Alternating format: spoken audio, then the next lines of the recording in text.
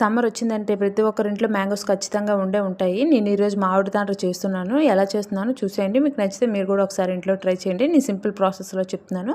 మామిడి పండ్లు తీసుకొని మిక్సీ పట్టుకోండి. మీకు ఫ్రూట్ అనేది పుల్లగా ఉంటే కొంచెం షుగర్ వేసుకొని మిక్సీ పట్టుకొని ఆ పల్ప్ అంతా ఒక డబ్బాలో పెట్టుకొని మీరు ఫ్రిడ్జ్లో స్టోరేజ్ వేసుకుంటూ ఉండొచ్చు. ఒక ప్లాస్టిక్ కవర్ తీసుకొని మంచి ఎండలో పెట్టుకొని కొంచెం పల్ప్ వేసుకొని నేను ఈ వీడియోలో చూపిస్తున్నట్టుగా బాగా ఎండకి బాగా పరుచుకోండి.